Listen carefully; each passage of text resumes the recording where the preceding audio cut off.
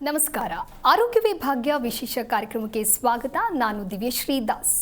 ವೀಕ್ಷಕರೇ, ಪ್ರಸ್ತುತ ದಿನಮಾನಗಳಲ್ಲಿ ನಾವು ಆರೋಗ್ಯವೇ ಭಾಗ್ಯ ಅಂತ ಹೇಳ್ತೀವಿ. ಆದರೆ ಹೆಚ್ಚಾಗ್ತಾ ಇರುವಂತಹ ನಮ್ಮ ಬದಲಾಗ್ತಾ ಇರುವ ಜೀವನ ಶೈಲಿ ಆಗಿರಬಹುದು, ಆಹಾರ ಪದ್ಧತಿಯಿಂದ ಸಾಕಷ್ಟು ಆರೋಗ್ಯದ ಸಮಸ್ಯೆ ಅನ್ನೋದು ಏರಿಕೆ ಆಗ್ತಾ ಇದೆ. ಅದರಲ್ಲಿ ಬಹಳ ಪ್ರಮುಖವಾಗಿ ನಾವು ಬೆನ್ನು ನೋವು ಅನ್ನೋದನ್ನ ಹೇಳಬಹುದಾಗಿದೆ. ಸೊ ಈ ಬೆನ್ನು ನೋವು ಯಾಕೆ, ಯಾವೆಲ್ಲ ಕಾರಣಗಳಿಂದ ಬರ್ತಾ ಇದೆ, ಇದಕ್ಕೆ ಏನಾದರೂ ಪರಿಹಾರ ಅನ್ನೋದು ಇದೆಯಾ? ಇದೆಲ್ಲದರ ಕುರಿತಾಗಿ ನಾವು ಮಾತನಾಡ್ತಾ ಹೋಗೋಣ. ಈ ಕುರಿತು ತಿಳಿಸಿಕೊಡಲು ಈಶಾ ಡಯಾಗ್ನೋಸ್ಟಿಕ್ಸ್ನ MD ಆಗಿರುವಂತಹ ಡಾಕ್ಟರ್ ಪಿ ಬಾಲಕೃಷ್ಣ ಶೆಟ್ಟಿ ಅವರು ನಮ್ಮ ಜೊತೆಗೆ ಕಾರ್ಯಕ್ರಮದಲ್ಲಿದ್ದಾರೆ. ಬಹಳಷ್ಟು ಅನುಭವ ಉಳ್ಳಂತಹ ತಜ್ಞ ವೈದ್ಯರು ಇವರು. ಪರ್ ಮಂತ್ ಮೋರ್ ದೆನ್ 1000 ಪೇಷಂಟ್ಗಳಿಗೆ ಚೆಕಪ್ ಮಾಡುವುದು, ಹಾಗೆ ಟ್ರೀಟ್ಮೆಂಟ್ಗಳನ್ನು ನೀಡೋರು. ಹಾಗಾಗಿ ನಮ್ಮೆಲ್ಲ ಪ್ರಶ್ನೆಗಳಿಗೆ ಸರಳವಾದ ಉತ್ತರವನ್ನು ನೀಡೋದಕ್ಕೆ ನಮ್ಮ ಜೊತೆಗೆ ಕಾರ್ಯಕ್ರಮದಲ್ಲಿ ಜಾಯ್ನ್ ಆಗಿದ್ದಾರೆ. ಬನ್ನಿ ಅವರ ಕಾರ್ಯಕ್ರಮಕ್ಕೆ ವೆಲ್ಕಮ್ ಮಾಡಿಬಿಡೋಣ. Hello doctor, welcome to the show. ನಮಸ್ಕಾರ. ಎಸ್ ಡಾಕ್ಟರ್, ಇನ್ನು ಬೆನ್ನು ನೋವು ಅನ್ನುವಂಥ ವಿಚಾರವನ್ನು ನಾವು ತೆಗೆದುಕೊಂಡಾಗ ಸಾಕಷ್ಟು ಜನರಲ್ಲಿ ನಾವು ನೋಡ್ತಾ ಹೋಗೋದಾದ್ರೆ ಎಲ್ಲರಲ್ಲೂ ಕೂಡ ಕಾಣಿಸ್ಕೊಳ್ತಾ ಇದೆ. ಒಂದು ರೀತಿ ಡೈಲಿ ಬೆನ್ನು ನೋವಿನ ಸಮಸ್ಯೆ ಅನ್ನೋದು ಇನ್ಕ್ರೀಸ್ ಆಗ್ತಾನೆ ಇದೆ. ಪರ್ಟಿಕ್ಯುಲರ್ ಇಂತಹ ಏಜ್ ಗ್ರೂಪ್ ಅಂತ ಹೇಳಿ ನಾವು ಹೇಳೋದಕ್ಕೆ ಸಾಧ್ಯನೇ ಇಲ್ಲ. ಹಾಗಾಗಿ ಎಲ್ಲ ವಯೋಮಾನದವರಲ್ಲೂ ಕೂಡ ಈ ಬೆನ್ನು ನೋವು ಅನ್ನೋದು ಕಾಣಿಸ್ಕೊಳ್ತಾ ಇದೆ. ಸೊ ಮೇಜರ್ ಆಗಿ ಒನ್ ಬೈ ಒನ್ ನಾವು ಮಾತನಾಡ್ತಾ ಹೋಗೋಣ. ಅದಕ್ಕೂ ಮೊದಲನೇದಾಗಿ ಇದೆಲ್ಲದಕ್ಕೂ ಮೇಜರ್ ರೀಸನ್ ಅಂತ ಹೇಳಿದ್ರೆ ಏನು ಹೇಳ್ತೀರಾ ಡಾಕ್ಟರ್? ಬೆನ್ನು ನೋವು ನೀವು ಹೇಳಿದಾಗೆ ಇದು ಭಾರಿ ಕಾಮನ್ ಆಗಿ ಎಲ್ಲರದ ಕಾಣಿಸ್ಕೊಳ್ತಾ ಇದೆ. ಅದು ಯಾಕೆ ಅಂತ ಹೇಳಲಿಕ್ಕೆ ಹೀಗೆ ನಮಗೆ ಇದೇ ಕಾರಣಕ್ಕೆ ಬರುತ್ತೆ ಅಂತ ಹೇಳಲಿಕ್ಕಾಗೋದಿಲ್ಲ. ಮೊದಲನೇದಾಗಿ ಈಗ ಒಂದು ಕೆಲವು ಚಿತ್ರದಲ್ಲಿ ನಾವು ತೋರಿಸ್ಬೋದು. ಈಗ ಸಾಧಾರಣವಾಗಿ ಈಗ ಪ್ರಾಣಿಗಳೆಲ್ಲ 4 ಕಾಲಲ್ಲಿ ನಡೀತಾ ಇರ್ತವೆ. ಈ 4 ಕಾಲಲ್ಲಿ ನಡೆಯುವಂಥ ಪ್ರಾಣಿಗಳನ್ನು ಮೇಲೆ ಎತ್ತಿ 2 ಕಾಲಲ್ಲಿ ನಡೆಯುವ ಹಾಗೆ ಮಾಡಿದೆ ಈ ಪ್ರಪಂಚ ಅಥವಾ ಈ ಸೃಷ್ಟಿನಲ್ಲಿ. ಸೊ 4 ಕಾಲಲ್ಲಿ ನಡೆಯುವ ಪ್ರಾಣಿಗಳು 2 ಕಾಲಲ್ಲಿ ನಡೀಲಿಕ್ಕೆ ಶುರು ಮಾಡಿದ ಕೂಡಲೇ ಈ ಹಿಂದುಗಡೆ ತುಂಬ ಮಸಲ್ಸ್ ಎಲ್ಲ ಬರುತ್ತೆ. ಯಾಕಂದರೆ 4 ಕಾಲಿಂದ 2 ಕಾಲಿಗೆ ಏಳಿಸ್ಬೇಕು ನೋಡಿ. ಸೊ ಹಾಗೆ ಅಲ್ಲಿ ತುಂಬ ಒಂದು 7-8 ಲೇಯರ್ಸ್ ಆಫ್ ಮಸಲ್ಸ್ ಇರುತ್ತವೆ. ಸೊ ಅದು ಏನಾಗುತ್ತೆ, ನಾವು ಮಾಡುವಂಥ ದಿನಚರಿ, ನಾವು ಮಾಡುವಂಥ ದಿವಸ ಮಾಡುವಂಥ ಕೆಲಸಗಳು ಕಮ್ಮಿ ಆದ ಹಾಗೆ ಈ ಮಸಲ್ಸ್ಗಳು, ಬೋನ್ಗಳು, ಮೂಳೆಗಳು ಮತ್ತು ಅದನ್ನು ಕಟ್ಟಿ ಹಾಕಿರುವಂಥ ವೇರಿಯಸ್ ಲಿಗಮೆಂಟ್ಸ್ ಅಂತ ಹೇಳ್ತೇವೆ, ಅದು ವೀಕ್ ಆಗ್ತಾ ಬರ್ತದೆ. ಯಾಕಂತ ಹೇಳಿದರೆ ಅದಕ್ಕೆ ಜಾಸ್ತಿ ಕೆಲಸ ಸಿಗ್ತಾ ಇಲ್ಲ. ಸೊ ಇದು ಒಂದು ಕೇವಲ ಮನುಷ್ಯರಲ್ಲಿ ಮಾತ್ರ ಕಾಣಿಸಿಕೊಳ್ಳುವ ಕಾಯಿಲೆ ಅಂತ ಹೇಳ್ಬೋದು. ಯಾಕಂದರೆ ಪ್ರಾಣಿಗಳಲ್ಲಿ ಆಗಲಿ ಈ ಕಾಯಿಲೆ ಕಂಡು ಬರೋದಿಲ್ಲ. ಯಾಕೆಂತ ಹೇಳಿದ್ರೆ ಅವಳು 4 ಕಾಲಲ್ಲಿ ನಡೀತಾ ಇರ್ತಾರೆ. ಸೊ ಇದಕ್ಕೋಸ್ಕರ ಈ ನೋವುಗಳು ಬರ್ತದೆ. ಆದರೆ ಏನು ವಿಶೇಷ ಅಂತ ಹೇಳಿದರೆ, ಈ ಬೆನ್ನು ನೋವು ಅಂತ ಹೇಳಿದರೆ ಏನಂತ ಹೇಳ್ತಾರೆ, ಬೆನ್ನು ನೋವು ಬಂದಿದೆ ಅಂತ ಹೇಳಿದ ಕೂಡಲೇ ಇದು ಡಿಸ್ಕ್ ಹರ್ನಿಯೇಷನ್ ಆಗಿದೆಯೋ ಅಥವಾ ಏನಾದರೂ ಕಾಯಿಲೆ ಇದೆಯೋ ಅಂತ ಹೇಳ್ಕೊಳ್ತಾರೆ. ಆದರೆ ಬೆನ್ನು ನೋವು ಆ ತೊಂದರೆಗಳಂತ ಬರುವಂಥದ್ದು ಏನಲ್ಲ. ಬೆನ್ನು ನೋವು ಬರುವುದು ಯಾಕೆ ಅಂತ ಹೇಳಿದರೆ ನಮ್ಮ ದಿನಚರಿ, ನಮ್ಮ ದಿವಸ ಮಾಡುವಂಥ ಕೆಲಸ, ನಮ್ಮ ಬ್ಯಾಕ್ ಮಸಲ್ಸ್ಗಳಿಗೆ ನಾವು ಎಷ್ಟು ಎಕ್ಸಸೈಸ್ ಕೊಟ್ಟಿದ್ದೇವೆ, ಕೇವಲ ನಾವು ನಡೆಯುವುದು ಅಥವಾ ಮುಂದೆ ಬಗ್ಗುವಂಥ ಕೆಲಸ ಮಾಡ್ತಾ ಇದ್ದಾಗ ಹಿಂದೆ ನಾವು ಜಾಸ್ತಿ ಬಗ್ತಾ ಇಲ್ಲದಿದ್ದರೆ, ಹಿಂದಿನ ಮಸಲ್ಸ್ಗಳಿಗೆ ಜಾಸ್ತಿ ನಾವು ಕೆಲಸ ಕೊಡೋದಾ ಇದ್ದರೆ ಈ ಬೆನ್ನು ನೋವು ಬರ್ತಾ ಇದೆ. ಮತ್ತು ಏನು ಅಂತ ಹೇಳಿದರೆ, ಈಗ ಬೆನ್ನು ನೋವಿಗೆ ಏನು ಮಾಡಬೇಕು ಅದು ಮತ್ತೆ ಏನಾದ್ರು ಪ್ರಶ್ನೆ ಇದ್ದರೆ ಕೇಳೋಣ. ಓಕೆ. ಸೊ ಡಾಕ್ಟರ್, ಈಗ ಫಾರ್ ಎಕ್ಸಾಂಪಲ್ ನಾವು 28 ವರ್ಷ, 20 ರಿಂದ 28 ಅನ್ನುವಂಥ ಒಂದು ಏಜ್ ಫ್ಯಾಕ್ಟರ್ನ ತಗೊಳ್ತಾ ಹೋಗೋದಾದ್ರೆ, ಒಬ್ಬ ಸ್ಪೋರ್ಟ್ಸ್ ಪರ್ಸನ್ ಅದನಿಗೆ ಮತ್ತೆ ಲೋವರ್ ಬ್ಯಾಕ್ ಪೇನ್ ಕಾಣಿಸ್ಕೊಳ್ತಾ ಇರುತ್ತೆ. ಸೊ ಎಕ್ಸಸೈಸ್ ಮಾಡಿದಂಥ ಸಂದರ್ಭದಲ್ಲಿ ಆಗಿರಬಹುದು ಅಥವಾ ಬ್ಯಾಕನ್ನು ಏನಾದರೂ ಅವರು ಬ್ಯಾಕ್ವರ್ಡ್ ಬೆಂಡ್ ಮಾಡಿದಾಗ ಮತ್ತೆ ಪೇನ್ ಅನ್ನೋದು ಸಿವಿಯರ್ ಆಗಿ ಜಾಸ್ತಿ ಆಗ್ತಾ ಹೋಗುತ್ತೆ. ಸೊ ಇದನ್ನ ಯಾವ ರೀತಿಯ ಟರ್ಮ್ ಅಲ್ಲಿ ನೀವು ಉಲ್ಲೇಖ ಮಾಡ್ತೀರಾ, ಇದನ್ನ ಹೇಗೆ ಹೇಳ್ತೀರಾ ಡಾಕ್ಟರ್? ಈಗ ಒಂದು ಚಿತ್ರ ಬಂದಿದೆ. ಅಂದರೆ ಈಗ ಬೆನ್ನು ನೋವು ಬಂದ ತಕ್ಷಣ ನಾವು ಏನು ಮಾಡ್ತೇವೆ ಅಂತ ಹೇಳಿದರೆ, ಒಂದು ಸಾಧಾರಣವಾಗಿ ಎಲ್ಲ ಬೆನ್ನು ನೋವುಗಳಿಗೂ ಎಲ್ಲ MRI ಮಾಡಬೇಕು ಅಂತ ಏನಿಲ್ಲ. ಬೆನ್ನು ನೋವು ಬಂದಾಗ ನಾವೊಂದು ಪರೀಕ್ಷೆ ಮಾಡ್ತೇವೆ. ಈಗ ಏನು ಸುಮ್ಮನೆ ಬೆನ್ನು ನೋವು ಬಂತ, ಒಂದು ಏನೋ ಸ್ಕಿನ್ ಮಸ್ಸಲು ಸ್ನಾಯುಗಳಿಂದ ಬಂತ, ಅಥವಾ ರೀಸನ್ ಇದು ಏನಾದರೂ ಸೀರಿಯಸ್ ಆಗಿ ಬೆನ್ನು ನೋವು ಬಂತ ಅಂತೇಳಿ. ಈಗ ಈ ಚಿತ್ರ, ಅಲ್ಲಿ ಒಂದು ಚಿತ್ರ ಕಾಣ್ತಾ ಇದೆ, ಆರೋಗ್ಯ ಭಾಗ್ಯ ಅಂತ ಚಿತ್ರ ಕಾಣುತ್ತೆ. ಅದರಲ್ಲಿ ನಾವು ಏನು ಮಾಡ್ತೇವೆ, ನಾವು ಬೆನ್ನು ನೋವು ಬಂದವರಿಗೆ ಈ ಒಂದು ಸ್ಕ್ಯಾನ್ ಅಂತ ಮಾಡ್ತೇವೆ. ಅದರಲ್ಲಿ ನಮಗೆ ಈಗ ಮೂಳೆಗಳು ಕಾಣ್ತಾ ಇದೆ, ಉದ್ದಕ್ಕೆ ಮೂಳೆಗಳು ಕಾಣ್ತಾ ಇದೆ. ಅದೇ ರೀತಿ ಮೂಳೆಗಳ ಹಿಂದೆ ಒಂದು ಬಿಳಿಯಾಗಿ ಕಾಣುತ್ತೆ ನೋಡಿ, ಅದಕ್ಕೆ ನಾವು ವಾಟರ್ ಅಥವಾ CSF ಅಂತ ಹೇಳ್ತೇವೆ. ಅದು ಅಲ್ಲಿ ಸ್ವಲ್ಪ ರಕ್ಷಣೆ ಕೊಡುತ್ತೆ. ಹಿಂದುಗಡೆ ಮತ್ತೆ ಬೋನ್ಸು, ಮಸಲ್ಸ್ ಎಲ್ಲ ಕಳುತ್ತೆ. ಈ ಬೋನ್ಗಳ ಮಧ್ಯೆ ನಿಮಗೆ ಒಂದೊಂದು ಗ್ಯಾಪ್ ಥರ ಕಾಣ್ತಾ ಇದೆ, ಅದಕ್ಕೆ ಡಿಸ್ಕ್ ಅಂತ ಹೇಳ್ತೇವೆ. ಸೊ ಬೋನ್ಗಳ ಮಧ್ಯೆ ಇರುವಂತಹದ್ದು ಡಿಸ್ಕ್. ಆ ಡಿಸ್ಕ್ ಏನಾದರೂ ಹರ್ನಿಯೇಷನ್ ಆಗಿ ಅದು ಹೊರಗೆ ಬಂದು ಆ ನರಗಳ ಮೇಲೆ ಕೂತ್ರೆ ಅದಕ್ಕೆ ನಾವು ಡಿಸ್ಕ್ ಹರ್ನಿಯೇಷನ್ ಅಂತ ಹೇಳ್ತೇವೆ. ಸೊ ಡಿಸ್ಕ್ ಹರ್ನಿಯೇಷನ್ ಬಂದಾಗ ಕೂಡ ನಾವು ಸರ್ಜರಿ ಮಾಡ್ಕೊಳ್ಳೋ ಅವಶ್ಯಕತೆ ಇಲ್ಲ. ನಾನು ಹೇಳಿದಾಗೆ ಬೆನ್ನು ನೋವು ಬರ್ಬೋದು, ಮೂಳೆ ಮತ್ತು ಲಿಗಮೆಂಟ್ಸು ಮತ್ತು ಹಿಂದುಗಡೆ ಮಸಲ್ಸು ಬೇರೆ ಎಲ್ಲಿ ತೊಂದರೆ ಬಂದ ಕೂಡ ಬೆನ್ನು ನೋವು ಬರ್ಬೋದು. ಆದರೆ ಕೆಲವು ಬೆನ್ನು ನೋವುಗಳು ಮಾತ್ರ ಡೇಂಜರಸ್ ಬೆನ್ನು ನೋವುಗಳು ಅಂತ ಹೇಳ್ಬೋದು. 100ಕ್ಕೆ 99 ಬೆನ್ನು ನೋವುಗಳಿಂದ ಯಾವ ತೊಂದರೆಗಳು ಇರೋದಿಲ್ಲ, ಅದು ತನ್ನಷ್ಟಕ್ಕೆ ಹೋಗುತ್ತೆ. ಮತ್ತು ಕೆಲವು ಬೆನ್ನು ನೋವುಗಳು ಡೇಂಜರಸ್ ಇರುತ್ತೆ, ಅದಕ್ಕೆ ಆದಷ್ಟು ಬೇಗ ಏನಾದರೂ ಸರ್ಜರಿ ಮಾಡಬೇಕಾದ್ರೆ. ಸೊ ಈಗ ನಾವು ಪ್ರಶ್ನೆಗಳು ಬಂದ ಹಾಗೆ ಬೆನ್ನು ನೋವು ಬರುವಂಥದ್ದು ಯಾವುದು, ಆ ಬೆನ್ನು ನೋವು ಯಾಕೆ ಬರುತ್ತೆ, ಅದರಲ್ಲಿ ಡೇಂಜರ್ ಆಗಿ ಬರುವಂಥ ಡೇಂಜರ್ ಯಾವುದು, ಡೇಂಜರ್ಲೆಸ್ ಯಾವುದು, ಅದನ್ನು ನಾವು ಸ್ಟಡಿ ಮಾಡಲಿಕ್ಕೆ ನಾವು ಮ್ಯಾಗ್ನೆಟಿಕ್ ರೆಸೊನೆನ್ಸ್ ಇಮೇಜಿಂಗ್ ಅಥವಾ MRI ಇಮೇಜಿಂಗ್ ಅಂತ ಮಾಡ್ತಾ ಇದ್ದಾರೆ. ಸೊ ಆ ಇಮೇಜಲ್ಲಿ ನೀವು ಕಾಣಿಸ್ತಾ ಇದ್ದೀರಾ. ಆ ಇಮೇಜಲ್ಲಿ ನಾವು ಅಂದರೆ ಸಂಪೂರ್ಣವಾಗಿ ಯಾಕೆ ನೋವು ಬರುತ್ತೆ. ಅದೇ ರೀತಿ ನನಗೆ ಇದೊಂದೀಗ ನಾನು ಇದನ್ನು ತೋರಿಸ್ಕೊಡ್ತೇನೆ. ನನಗೆ ಇದು ನೋಡಿ, ಈಗ ನಮ್ಮ ಬೆನ್ನು ಅಂತ ಆದರೆ ಈಗ ನಾವೀಗ ಇದು ಸ್ಪೈನ್ ಅಂತ ಹೇಳ್ತೇವೆ ನಾವು. ಇದು ಕಾಣಿಸುತ್ತಾ ನೋಡೋಣ, ಕಾಣಿಸುತ್ತಾ ಚಿತ್ರದಲ್ಲಿ ಕಂಡ್ರೆ ನಾವು ತೋರಿಸ್ಬೋದು ಇದನ್ನು. ಈಗ ಬರುತ್ತೆ ಇದು. ಈಗ ತೋರಿಸ್ತೇನೆ ನೋಡಿ, ಹೀಗೆ ತೋರಿಸ್ತೇನೆ, ನನ್ನ ಎದುರು ಬಂತು ನೋಡಿ. ಸೊ ಈಗ ಇದು ಚಿತ್ರದಲ್ಲಿಗೆ ಬಂತು. ಇದಕ್ಕೆ ನಾವು ಸ್ಪೈನ್ ಅಂತ ಹೇಳ್ತೇವೆ. ಸೊ ಇದಕ್ಕೆ ಈ ಸ್ಪೈನಲ್ಲಿ 3 ಇಲ್ಲಿ ಒಂದು ಕುತ್ತಿಗೆದು ಸ್ಪೈನ್ ಇದೆ, ಮತ್ತು ನಮ್ಮ ಇದು ಹಿಂದೆಗಡೆದ ಸ್ಪೈನ್ ಇದೆ, ಮತ್ತು ಈ ಲಂಬಾರ್ ಸ್ಪೈನ್, ಇದು ಸೊಂಟದ ಸ್ಪೈನು. ಈ ಸೊಂಟದ ಬೋನ್ಗಳಿಗೆ ನಾವು ಲಂಬಾರ್ ಸ್ಪೈನ್ ಅಂತ ಹೇಳ್ತೇವೆ. ಹೆಚ್ಚಿನವರಿಗೆ ನೋವು ಬರೋದು ಇಲ್ಲಿ, ಕೆಲವರಿಗೆ ಕುತ್ತಿಗೆಯಲ್ಲಿ ಬರುತ್ತೆ, ಇಲ್ಲಿ ಯಾರಿಗೂ ಜಾಸ್ತಿ ನೋವು ಬರೋದಿಲ್ಲ. ಸೊ ಏನಾಗುತ್ತೆ ಅಂತ ಹೇಳಿದರೆ, ಈ ಬ್ರೈನಿಂದ ನರಗಳು ಬರುತ್ತವಲ್ಲ, ಎಲ್ಲ ನಮ್ಮ ಕೈ ಕಾಲುಗಳಿಗೆ ಎಲ್ಲದಕ್ಕೂ ನಮಗೆ ನರಗಳು ಬರೋದು ಬ್ರೈನಿಂದ, ಅಲ್ಲಿಂದ ಬರೋದಿಲ್ಲ. ಬ್ರೈನು ಮತ್ತು ಸ್ಪೈನಲ್ ಕಾರ್ಡ್ ಅಂತ ಹೇಳ್ತೇವೆ. ಈ ಸ್ಪೈನಲ್ ಕಾರ್ಡ್ ಇಲ್ಲೇ ಮುಗ್ದು ಅಲ್ಲಿಂದ ಒಂದೊಂದೇ ನರಗಳು ಹೊರಗೆ ಬಂದು ನಮ್ಮ ಕೈ ಕಾಲುಗಳಿಗೆ ಹೋಗ್ತದೆ. ಈಗ ಫಾರ್ ಎಕ್ಸಾಂಪಲ್ ಈಗ ನಾವು ನಂಬರ್ ಹೇಳ್ತೇವೆ. ಈ ಹಸಿರು ಬಣ್ಣದ ನೀವು ಸ್ಪೈನಲ್ಲಿ ಇದನ್ನು ನೋಡಿದರೆ ಇದಕ್ಕೆ 1 2 3 4 5 ಅಂತ ಹೇಳ್ತೇವೆ.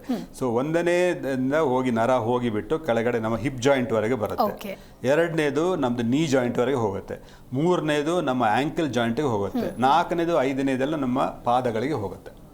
ಸೊ ನಾವೆಂತ ಹೇಳ್ತೇವೆ, ಯಾವುದು ಬೆನ್ನು ನೋವು ಸೀರಿಯಸ್ ಅಂತ ಹೇಳ್ತೇವೆ, ಯಾವ ಬೆನ್ನು ನೋವಿಂದ ನೋವು ಬರುತ್ತಾ ಆ ನೋವು ನಮಗೆ ಇಲ್ಲಿ ನಮಗೆ ಆ ನರಗಳಿಗೆ ಕಂಪ್ರೆಷನ್ ಬಂದರೆ ಪೇಯ್ನು ನಮಗೆ ಹಿಪ್ ಜಾಯಿಂಟ್ ಅಥವಾ ನಮ್ಮ ಸೊಂಟ ಇದು ಹಿಪ್ ಜಾಯಿಂಟ್ ಅಲ್ಲಿಗೆ ಬರಬೇಕಾಗತ್ತೆ. 2ನೇದಲ್ಲಿ ಬಂದರೆ ನೀ ಜಾಯಿಂಟಿಗೆ ಬರುತ್ತೆ. ಸೊ ಈಗ 1ನೇದಲ್ಲಿ ನಮಗೆ ಏನೋ ಕಾಣಿಸಿಕೊಳ್ಳುತ್ತೆ MRI ಮಾಡುವಾಗ. ಆದರೆ ನೋವು ಇಲ್ಲಪ್ಪ ನಮಗೆ ಟೋಸಲ್ಲಿದೆ, ನನಗೆ ಬೆರಳಿದೆ ಅಂತ ಹೇಳಿದರೆ ಆ ಪ್ರಾಬ್ಲಮ್ನಿಂದ ನೋವು ಬಂದಿದೆ ಅಂತ ಹೇಳಲಿಕ್ಕಾಗೋದಿಲ್ಲ. ಅದು ನಾನು ಏನು ಹೇಳ್ತೇನೆ ಅಂದರೆ, ಎವಿಡೆನ್ಸ್ ಬೇಸ್ಡ್ ಮೆಡಿಸಿನ್ ಅಂತ ನಾವು ಹೇಳ್ತೇವೆ.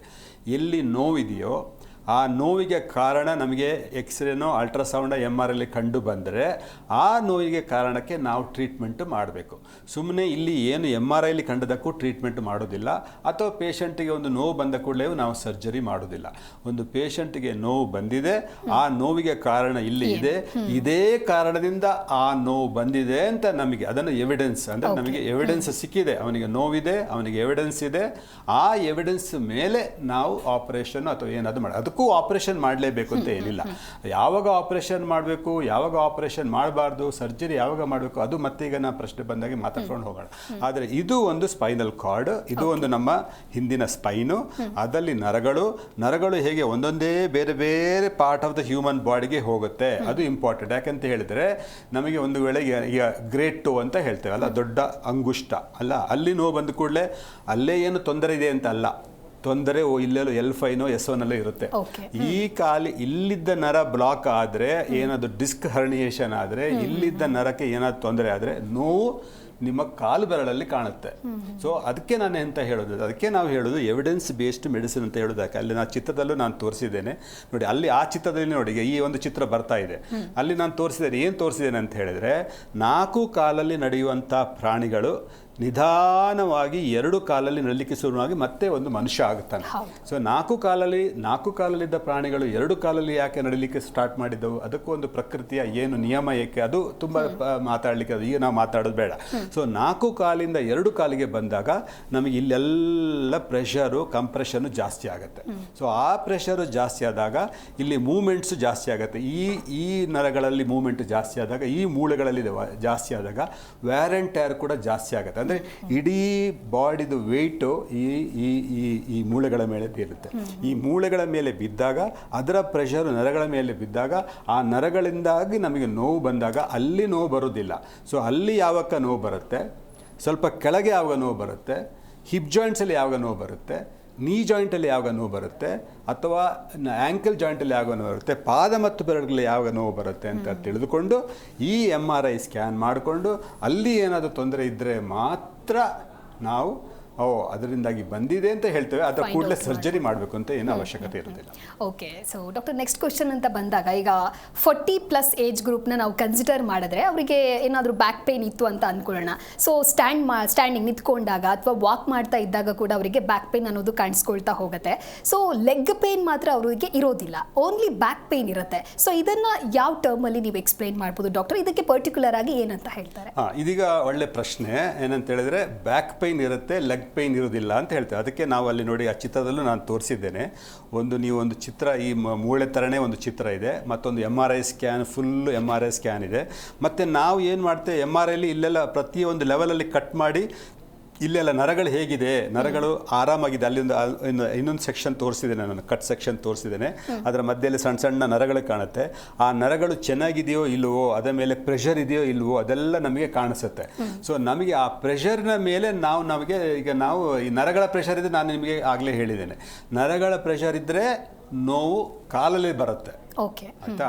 ನರಗಳಿಗೆ ಪ್ರೆಷರ್ ಇಲ್ಲ ಅಂತ ಹೇಳಿದರೆ ಹಿಂದ್ಗಡೆ ನೋವು ಬರುತ್ತೆ. ಆ ಹಿಂದ್ಗಡೆ ನೋವು ಯಾಕೆ ಬರುತ್ತೆ? ಇಲ್ಲಿ ಈ ಮೂಳೆಗಳಲ್ಲಿ ವ್ಯಾರ್ ಆ್ಯಂಡ್ ಟೇರ್ ಇದ್ದಾಗ ಬರುತ್ತೆ, ಅಥವಾ ನಿಮ್ಮ ಸ್ನಾಯುಗಳು, ಹಿಂದ್ಗಡೆ ಇರುವಂತಹ ಸ್ನಾಯುಗಳು ಅಥವಾ ಮಸಲ್ಗಳು ವೀಕ್ ಆದಾಗ ಬರುತ್ತೆ. ಅದು ಈ ನರಗಳ ಮೇಲೆ ಕಂಪ್ರೆಷನ್ ಅಥವಾ ಪ್ರೆಷರ್ ಅಲ್ಲಿ ಬರೋದಿಲ್ಲ. ಸೊ ಈಗ ನೀವು ಹೇಳಿದ ಆ ಪ್ರಶ್ನೆ, ಆ ಒಂದು ಪ್ರಶ್ನೆ ಕೇಳಿದಾರಲ್ಲ ಅವರು, ಸೊ ಅವರಿಗೆ ಬ್ಯಾಕ್ ಪೈನ್ ಇದೆ ಆದರೆ ಲೆಗ್ ಪೈನ್ ಇಲ್ಲ ಅಥವಾ ಕಾಲಲ್ಲಿ ಪೈನ್ ಇಲ್ಲ, ಅದನ್ನು ನಾವು ರೇಡಿಯೇಟಿಂಗ್ ಪೈನ್ ಅಂತ ಹೇಳ್ತೇವೆ. ಇಲ್ಲಿ ಪ್ರೆಷರ್ ಬಂದಾಗ ಕೆಳಗೆ ಬರೋದಕ್ಕೆ ನಾವು ರೇಡಿಯೇಟಿಂಗ್ ಪೇನ್ ಅಂತ ಹೇಳ್ತೇವೆ.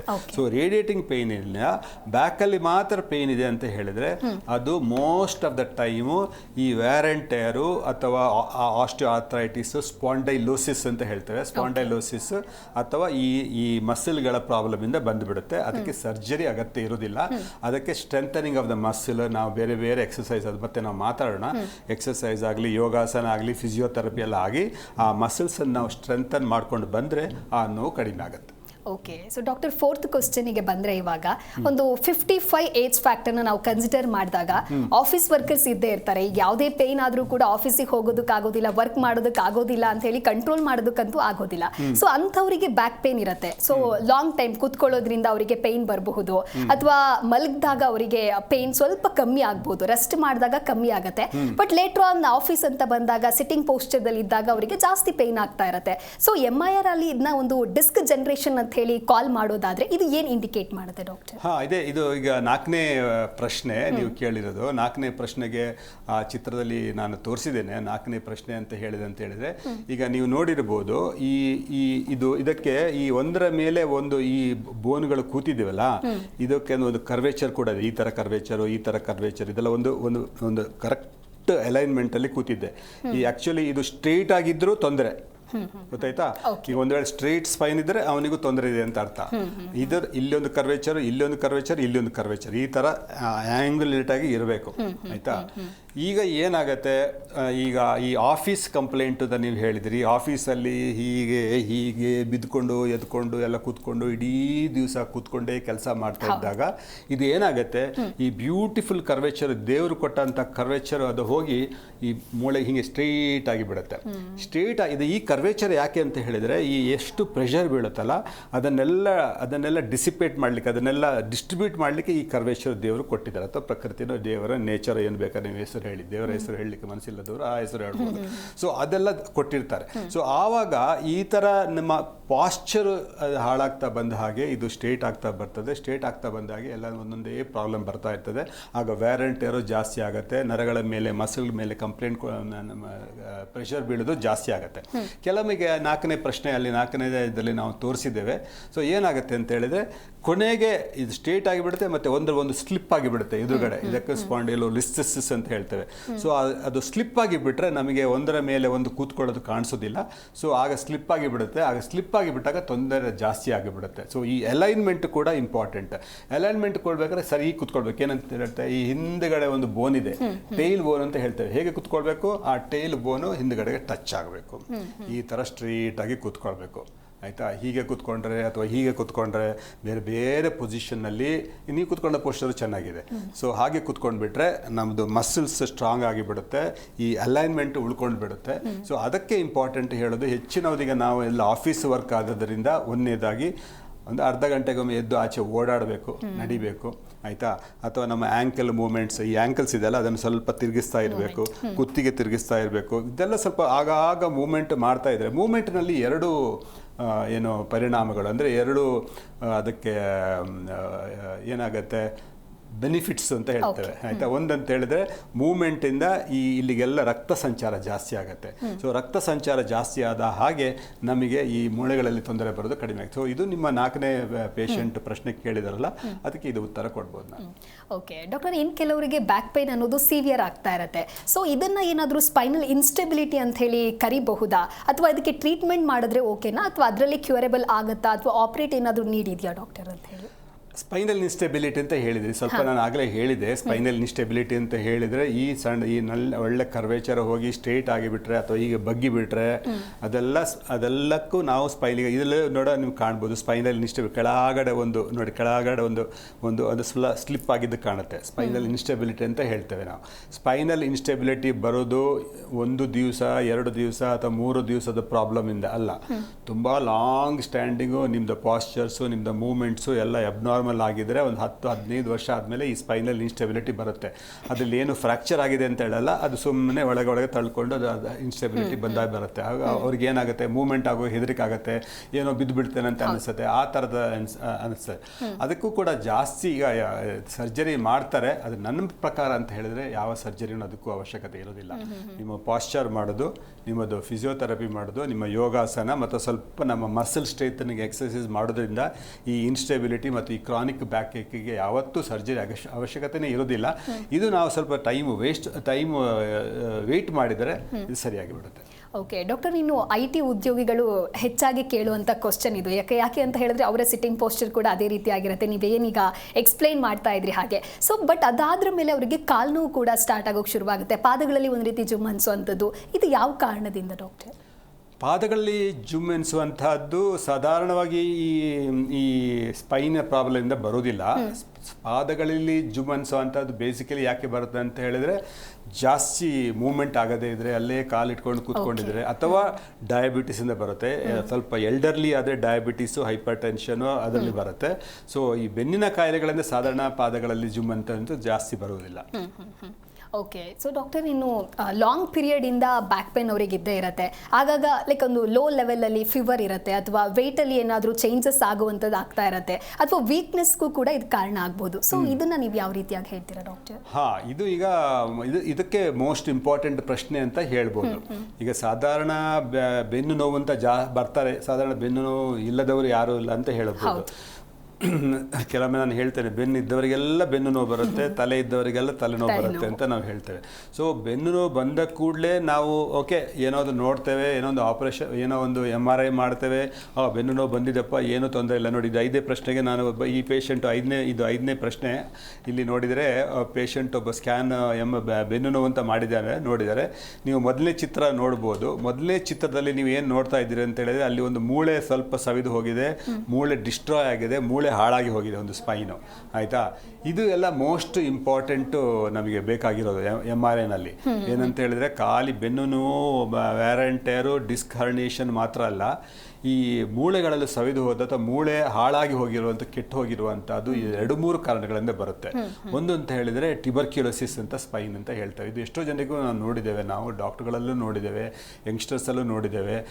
ನೋವು ಅಂತ ಹೇಳ್ತಾರೆ, ಆಗಾಗ ಜ್ವರ ಬರುತ್ತೆ ಅಂತ ಹೇಳ್ತಾರೆ. ಜ್ವರನೆಲ್ಲ ನಾವು ಇಗ್ನೋರ್ ಮಾಡ್ತೇವೆ. ಸೊ ಜ್ವರನೂ ಇದೆ, ನೋವು ಬರುತ್ತೆ, ಸ್ವಲ್ಪ ವೆಯ್ಟ್ ಕಮ್ಮಿ ಆಗ್ತದೆ ಅಂತ ಹೇಳುವಾಗ ಒಂದು MRI ಮಾಡಿ ನೋಡಲೇಬೇಕಾಗತ್ತೆ. ಸೊ MRI ಮಾಡಿ ನೋಡಿದಾಗ ಆಗ ನಮಗೆ ಈ ಮೂಳೆಗಳಲ್ಲಿ ಏನು ತೊಂದರೆ ಇದೆಯೋ, ಅದರಲ್ಲಿ ಇನ್ಫೆಕ್ಷನ್ ಇದೆಯೋ, ಬೇಸಿಕಲಿ ನಾವು ಹೇಳ್ತಾ ಇರೋದು ಅಂತ ಹೇಳಿದರೆ, ಆ ಇನ್ಫೆಕ್ಷನ್ ಇದೆಯೋ, ಇನ್ಫೆಕ್ಷನ್ ಇದ್ದರೆ ಏನು ಮಾಡಬೇಕು, ಆ ಇನ್ಫೆಕ್ಷನ್ ಯಾವುದರಿಂದ ಬಂದಿದೆ.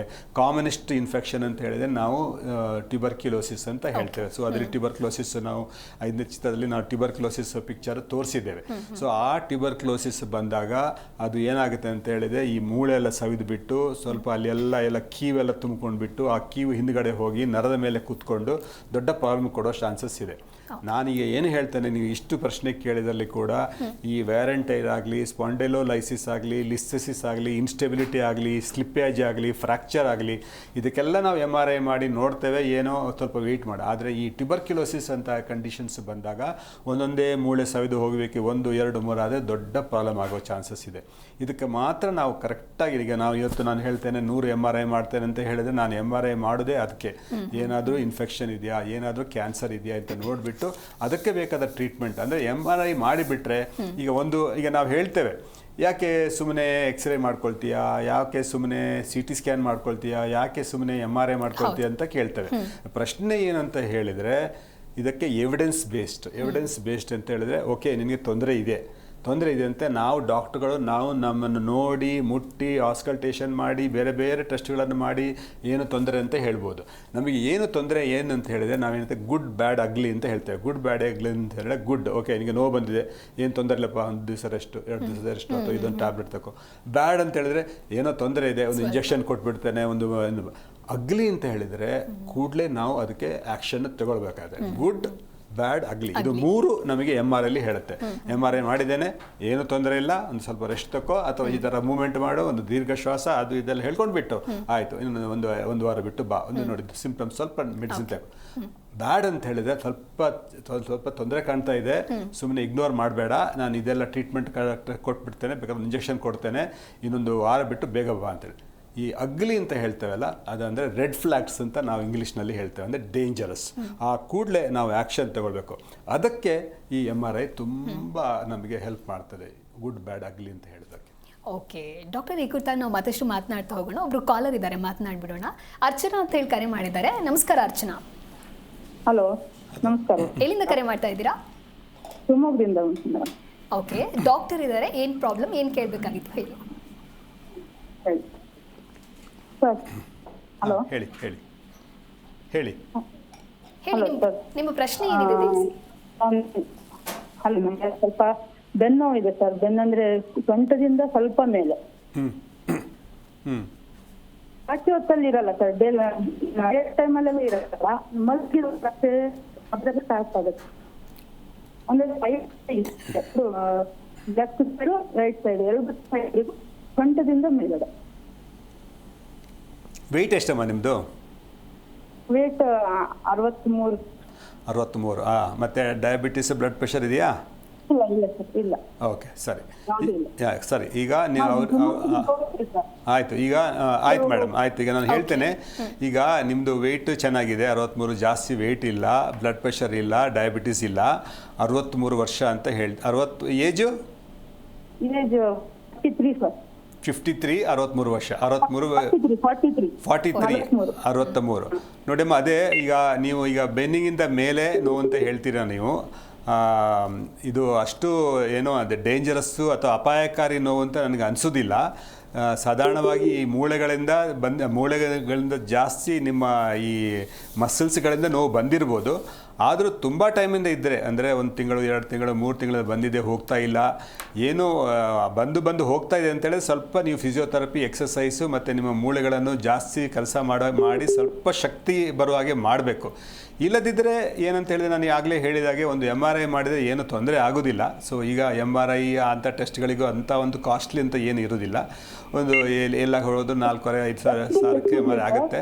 ಒಂದು MRI ಮಾಡಿ ನೋಡ್ಸ್ಕೊಳ್ಬೋದು. ಇಲ್ಲದಿದ್ದರೆ ಈ ಥರ ಒಂದು ನೀವು ಅದಕ್ಕೆ ಈಗ ನೀವು ಪೇಯ್ನ್ ಕಿಲ್ಲರು ಜಾಸ್ತಿ ತೊಗೊಳ್ಬಾರ್ದು, ಅದಕ್ಕೆ ನೋವಿದೆ ಅಂತ ಹೇಳ್ಕೊಂಡು ಸ್ವಲ್ಪ ನಿಮ್ಮ ಎಕ್ಸಸೈಸು, ನನಗೆ ನೆಕ್ಸ್ಟ್ ಮೀಟಿಂಗ್ನಲ್ಲಿ ನಾನು ಎಲ್ಲ ಎಕ್ಸಸೈಸ್ ಸ್ವಲ್ಪ ಹೇಳ್ಕೊಡ್ತೇನೆ, ಅದು ಮಾಡಿಕೊಂಡು ನೀವು ಅದು ನೋವು ಕಮ್ಮಿ ಆಗಾಗ ಮಾಡ್ಬೋದು. ಈಗ ಏನು ನೀವು ಏನು ಚಿಂತೆ ಮಾಡುವಂಥ ನೋವಲ್ಲ ಅಂತ ನನಗೆ ಕಾಣಿಸ್ತಾ ಇದೆ. ಓಕೆ, ಥ್ಯಾಂಕ್ ಯು ಕರೆ ಮಾಡಿದ್ದಕ್ಕಾಗಿ.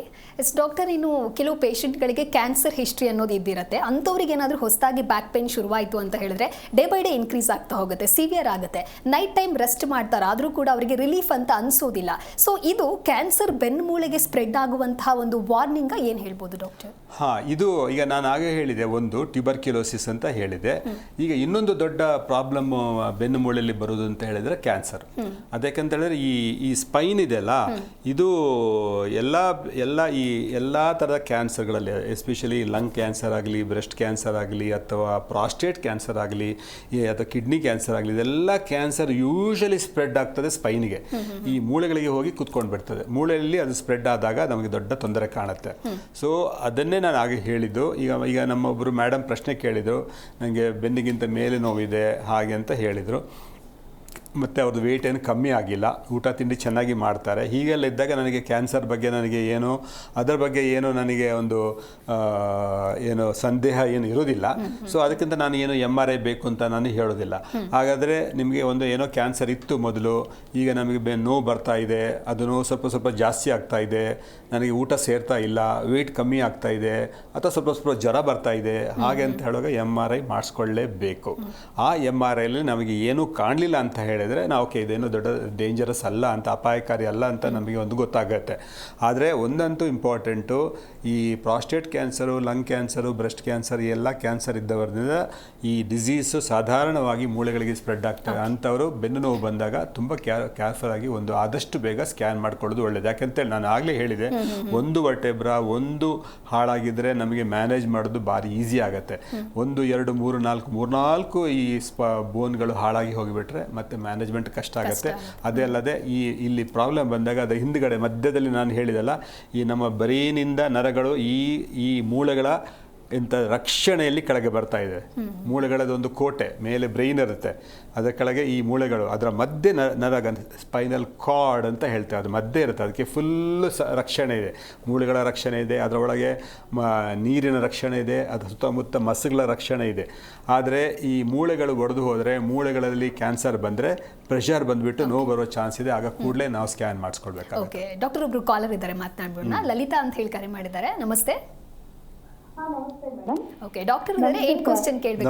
ನಮಸ್ತೆ ಸರ್, ತುಂಬಾ ಬ್ಯಾಕ್ ಪೈನ್ ಬರ್ತಾ ಇದೆ ಸಿಕ್ಕಾಗಟ್ಟೆ. ಅದು ಕೂತ್ರೆ ಎದಳಕ್ಕಾಗಲ್ಲ, ಮತ್ತೆ ಬಗ್ಗದ್ರಂತೂ ಆಗೋದೇ ಇಲ್ಲ. ವಾಶ್ರೂಮ್ ಹೋಗ್ಬಿಟ್ಟು ಕೈ ತೊಳೆಯೋಕೆ ಹ್ಯಾಂಡ್ ವಾಶ್ ಮಾಡಕ್ ಆಗ್ತಾ ಇಲ್ಲ ತುಂಬಾ. ಆಮೇಲೆ ಏನಾಗಿದೆ ಅಂದ್ರೆ, ನಾನು ನರ್ಸು, ಹೋಮ್ ನರ್ಸು, ಒಂದು ಪೇಷಂಟ್ ನ ಎತ್ತಿದೆ ಸ್ವಲ್ಪ, ಅವರು ಮುಷ್ಟಿ ಇಟ್ಕೊಂಡು ಇದ್ ಮಾಡಿದ್ರು. ಅವಾಗ್ಲಿಂದ ಈ ತರ ನೋವು ಬರ್ತಾ ಇದೆ ಸರ್. ಆಮೇಲೆ ಥೆರಪಿನೂ ತಗೊಂಡೆ, ಮತ್ತೆ ಸ್ಕ್ಯಾನಿಂಗು ಇದ್ ಮಾಡಿದ್ರು, ಎಕ್ಸ್ರೇ ತೆಗ್ಸಿದ್ರು. ಆಮೇಲೆ ಅದಾದ್ಮೇಲೆ ಕಾಲಕ್ರಮೇಣ ಇದ್ ಮಾಡ್ಬೇಕು, ರೆಗ್ಯುಲರ್ ಆಗಿ ಎಕ್ಸರ್ಸೈಸ್ ಹೇಳ್ಕೊಡ್ತೀನಿ, ಮಾಡಿ ಅಂತ ಹೇಳಿದ್ರು. ಅದನ್ನು ಮಾಡಿದೆ ಮೇಡಮ್, ಏನೂ ನಾಟ್ ಯೂಸ್ ಆಗ್ತಿದೆ. ಈಗ ಮೇಡಮ್, ಈಗ ನಿಮ್ಮ ಪ್ರಶ್ನೆ ಕೇಳಿದೆ ನಾನು, ಗೊತ್ತಾಯಿತು ನಿಮ್ಮ ತೊಂದರೆ ಏನಂತ ಗೊತ್ತಾಗ್ತಾ ಇದೆ. ಈಗ ನೀವು ಹೇಳಿದ್ರಿ ಈ ಥರ ನೋವು ಸಿಂಪ್ಟಮ್ಸ್ ಬಂತು ನೋಡಿ, ಇದೇ ಚಿತ್ರದಲ್ಲಿ ತೋರಿಸಿದ ಹಾಗೆ ನೀವು ಹೇಳಿದ ಹಾಗೆ ಕೂತ್ರೆ ನಿಂತರೆ ಬಗ್ಗಿದಾಗ ಜಾಸ್ತಿ ತೊಂದರೆ ಅಂತ ಹೇಳಿದರೆ ಯಾವ ಥರ MRI ಈ ಥರ ಇರುತ್ತೆ. ಈ MRI ಪ್ರಕಾರ ಅಂತ ಹೇಳಿದರೆ ನಿಮಗೆ ಸ್ವಲ್ಪ ಈ ಒಳಗಡೆ ನರಗಳೆಲ್ಲ ಕಚ್ಕೊಂಡು ಬಿಟ್ಟಿದ್ದಾವೆ, ಬಿಕಾಸ್ ಆಫ್ ಈ ಸ್ಪಾಂಡೈಲೋಸಿಸಿಂದ ನರಗಳೆಲ್ಲ ಈ ಕೆನಾಲ್ ಸ್ಟಿನೋಸಿಸ್ ಅಂತ ಹೇಳ್ತೇವೆ. ಸೊ ಅದು ಕಚ್ಕೊಂಡು ಬಿಟ್ಟಿರ್ತದೆ. ಈಗ ಏನು ಮಾಡ್ಬೋದು ಅಂತ ಹೇಳಿದರೆ, ಈ ಎಕ್ಸ್ರೇನಲ್ಲಿ ಜಾಸ್ತಿ ಗೊತ್ತಾಗೋದಿಲ್ಲ ಏನು ರಿಯಲ್ ಪ್ರಾಬ್ಲಮ್, ಏನು ಕರೆಕ್ಟಾದ ಪ್ರಾಬ್ಲಮ್ ಏನು ಅಂತ ಎಕ್ಸ್ರೇನಲ್ಲಿ ಗೊತ್ತಾಗೋದು. ಎಕ್ಸ್ರೇನಲ್ಲಿ ಖಾಲಿ ಮೂಳೆಗಳು ಕಾಣಿಸ್ಕೊಳ್ತವೆ, ನರಗಳು ಮಸಲ್ಗಳು ಬೇರೆ ಎಲ್ಲ ಕಾಣಿಸ್ಕೊಳ್ಳೋದಿಲ್ಲಮ್ಮ. ಏನಿಲ್ಲ, ನಿಮ್ಮ ಪಕ್ಕದಲ್ಲಿ ಎಲ್ಲಿಯಾದರೂ ಇರುತ್ತೆ MRI ಸೆಂಟರು, ಒಂದು ಹೋಗಿ ಮಾಡಿಸ್ಕೊಂಡು ಬನ್ನಿ ಆಯಿತಾ. ಅದನ್ನು ಡಾಕ್ಟ್ರಿಗೆ ತೋರಿಸಿ, ಅದ ನಂತರ ಏನು ನಿಮಗೆ ಯಾಕೆ ನೋವು ಬಂತು ಅದೆಲ್ಲ ಅವ್ರು ಕರೆಕ್ಟಾಗಿ ಹೇಳ್ತಾರೆ. ಅಂಥ ಒಂದು ಭಾರಿ ಡೇಂಜರಸ್ ತೊಂದರೆ ಇಲ್ಲ, ಒಂದು ಅಪಾಯದ ಸಂಗತಿ ಏನು ಇಲ್ಲ ಅಂತ ಹೇಳಿದರೆ ನೀವು ಒಂದು ವಾರ, 1 ತಿಂಗಳು, 2 ತಿಂಗಳು, 3 ತಿಂಗಳು, 6 ತಿಂಗಳು ಮಾತ್ರ ಕೂಡ ವೆಯ್ಟ್ ಮಾಡ್ಬೋದು. ಸೊ ಈ ವೆಯ್ಟ್ ಮಾಡ್ತಾ ಇದ್ದಾಗ ಈಗ ಕೆಲವೆಲ್ಲ ಎಕ್ಸಸೈಸು ಕೂಡ ನಾನು ಅಲ್ಲಿ ತೋರಿಸಿದ್ದೇನೆ ಯಾವ ಥರ ಯೋಗ ಮಾಡ್ಬೋದು ಅಂತ. ಆದರೆ ದೊಡ್ಡದಂತ ಹೇಳಿದರೆ ಯಾವ ಯೋಗ, ಯಾವ ಎಕ್ಸಸೈಸು ಹೇಳ್ಕೊಟ್ಟಿದ್ದಾರಾ ಅದನ್ನು ಬೆಳಿಗ್ಗೆ ಒಂದು 15 ನಿಮಿಷ, ಸಾಯಂಕಾಲ ಒಂದು 15 ನಿಮಿಷ ತಪ್ಪದೇ ವಾರಕ್ಕೆ 5 ದಿವಸ ಮಾಡಲೇಬೇಕಾಗತ್ತೆ. ಏನು ಹೆಚ್ಚಿನವರಿಗೆ ನಾವು ಏನು ಹೇಳ್ತೇವೆ, ನಾವು ನೋವು ಬಂದಿದೆ ಅಂತ ನೋಡಿ, ನೋವು ಇದೆ ಅಲ್ವಾ, ಏನು ತೊಂದರೆ ಇಲ್ಲ, ಆಪ್ರೇಷನ್ ಅಗತ್ಯ ಇಲ್ಲ ಅಂತ ಹೇಳಿದರೆ ಹೇಳಿ ನೋಡಿ, ಇದೆಲ್ಲ ಸ್ವಲ್ಪ ಎಕ್ಸಸೈಸ್ ಅಥವಾ ಯೋಗಾಸನ ಮಾಡಿ ಅಂತ ಹೇಳಿದ್ರೆ ಎಲ್ಲ ಗೊತ್ತಿದೆ ಎಲ್ಲ ಮಾಡ್ತೇವೆ ಅಂತ ಹೇಳ್ತಾರೆ. ಸೊ ನೀವು ಏನು ಮಾಡ್ಬೇಕಂತ ಹೇಳಿದ್ರೆ, ನೋವು ಬಂದ್ರೆ ಪೇನ್ ಕಿಲ್ಲರ್ ತಗೊಳ್ಳಿ, ಡೈಕ್ಲೋನ್ ಇಂಜೆಕ್ಷನ್ ತಗೊಳ್ಳಿ, ಯೂಸ್ ಆಗುತ್ತೆ ಸರ್. ಆಮೇಲೆ ಮತ್ತೆ ಅದು ನಾಟ್ ಯೂಸ್ ಸರ್. ಈಗ ನನ್ನ ಮಗಳಿಗೆ ಇವತ್ತಿಗೆ 15 ಡೇಸ್ ಆಯ್ತು ಡೆಲಿವರಿ ಆಗಿ. ಮತ್ತೆ ಅಲ್ಲಿ ಹಾಸ್ಪಿಟಲ್ ಅಲ್ಲಿ ಸ್ವಲ್ಪ ಜಾರ್ ಬಿದ್ದೆ, ಸ್ಕ್ವಿಡ್ ಆಯ್ತಲ್ಲಿ. ಅದಂತೂ ಇನ್ನೂ ನೋವು ಬಂದ್ಬಿಟ್ಟಿದೆ. ಬೆಲ್ಟ್ ಹಾಕೋತಾ ಇದ್ದೀನಿ, ನಾ ಏನ್ ಮಾಡಕ್ಕೂ ಆಗ್ತಿಲ್ಲ. ತುಂಬಾ ಆ ಜಾಗ ತುಂಬಾ ಬೆವ್ರ್ತಾ ಇದ್ದೀನಿ ಬೆನ್ನ ಹತ್ರ. ತುಂಬಾ ಈ ನಡದಿಂದ ಸೊಂಟದ ಮಧ್ಯೆ ಭಾಗ ತುಂಬಾ ನೋವು. ಹೇಳಕ್ಕಾಗಲ್ಲ, ಈ ಕಡೆ ಹೇಳ್ಕೊಳ್ದೆ ಬಿಡಕ್ಕೂ ಆಗಲ್ಲ. ಆಯ್ತಾ, ಆಗ ತುಂಬಾ ಕೋಪ ಬರುತ್ತೆ. ನೋವು ಬಂದಾಗ ಎಲ್ಲರಿಗೂ ಕೋಪ ಬರುತ್ತೆ. ಕೋಪ ಬಂದಾಗ ಇನ್ನೂ ನೋವು ಜಾಸ್ತಿ ಆಗುತ್ತೆ. ಸೊ ಅದಕ್ಕೆ ನಾನೇನು ಹೇಳ್ತೇನೆ ಅಂತ ಹೇಳಿದರೆ, ನೀವು ಒಂದು MRI ಮಾಡಿಸ್ಕೊಳ್ಳಿ ಅಮ್ಮ, ಮತ್ತು ಇನ್ನೊಂದು ಅಳಸಣೆ ಮಾಡ್ಕೊಳ್ಳಿ ನೀವು. ಅದೇ ನಾನು ಹೇಳಿದ್ದು, ನೀವು ಈಗ ಬೆಲ್ಟ್ ಹಾಕಿದ ಕೂಡಲೇ ಏನಾಗುತ್ತೆ ಅಂತ ಹೇಳಿದ ಕೂಡಲೇ ನಿಮ್ಮದು ಮೂಮೆಂಟ್ಸು ಎಲ್ಲ ಕಮ್ಮಿ ಆಗುತ್ತೆ, ಪುನಃ ಮಸಲ್ಗಳು ಸ್ವಲ್ಪ ವೀಕ್ ಆಗಿಬಿಡುತ್ತೆ. ಅದೇ ರೀತಿ ನೋವಿನ ಮಾತ್ರೆ ತಗೊಂಡು ಅದೇ ಕಮ್ಮಿ, ಅದು ಕೂಡ ಜಾಸ್ತಿ ಪ್ರಾಬ್ಲಮ್ ಆಗುತ್ತೆ. ಸ್ವಲ್ಪ ನೀವು ಒಂದು MRI ಮಾಡಿಸ್ಕೊಳ್ಳಿ, ನಾನು ನೋಡ್ತೇನೆ, ನಿಮಗೆ ಕರೆಕ್ಟಾಗಿ ಹೇಳ್ಕೊಡ್ತೇನೆ. ಓಕೆ, ಥ್ಯಾಂಕ್ ಯು ಕರೆ ಮಾಡಿದ್ದಕ್ಕಾಗಿ. ಡಾಕ್ಟರ್, ಇನ್ನು ಬ್ಯಾಕ್ ಪೇನ್ನ ಕುರಿತಾಗಿ ಸಾಕಷ್ಟು ಇನ್ಫಾರ್ಮೇಷನ್ನ ತಿಳಿಸ್ಕೊಟ್ಟಿದ್ದೀರಾ. ಥ್ಯಾಂಕ್ ಯು ಡಾಕ್ಟರ್, ಕಾರ್ಯಕ್ರಮಕ್ಕೆ ಆಗಮಿಸಿದ್ದಕ್ಕಾಗಿ. Okay, thank you. ನೋಡಿದ್ರಲ್ವ ವೀಕ್ಷಕರೇ, ಬ್ಯಾಕ್ ಪೇನ್, ಬೆನ್ನು ನೋವಿನ ಕುರಿತಾಗಿ ಡಾಕ್ಟರ್ ಸಾಕಷ್ಟು ವಿಚಾರವನ್ನು ತಿಳಿಸ್ಕೊಟ್ಟಿದ್ದಾರೆ. ಯಾವ ಕಾರಣದಿಂದ ಬರುತ್ತೆ, ಇದಕ್ಕಿರುವಂಥ ಸಿಂಪ್ಟಮ್ಸ್ ಏನು ಅನ್ನುವಂಥ ವಿಚಾರವಾಗಿ. ಇದಾಗುತ್ತೆ ಹೊತ್ತಿನ ವಿಶೇಷ. ನೋಡ್ತಾ ಇರಿ ಜೀ ಕನ್ನಡ ನ್ಯೂಸ್, ಸತ್ಯವೇ ಸುದ್ದಿಯ ಜೀವಾಳ. ಹೆಚ್ಚಿನ ಮಾಹಿತಿಗಾಗಿ ಸಂಪರ್ಕಿಸಿ Esha diagnostics and research private limited, number 311, 15 ಮತ್ತು 16ನೇ ಕ್ರಾಸ್ ನಡುವಿನ ಸಂಪಿಗೆ ರಸ್ತೆ, ಮಲ್ಲೇಶ್ವರಂ, ಬೆಂಗಳೂರು 560003. ಸಂಪರ್ಕಿಸಿ 9591922418.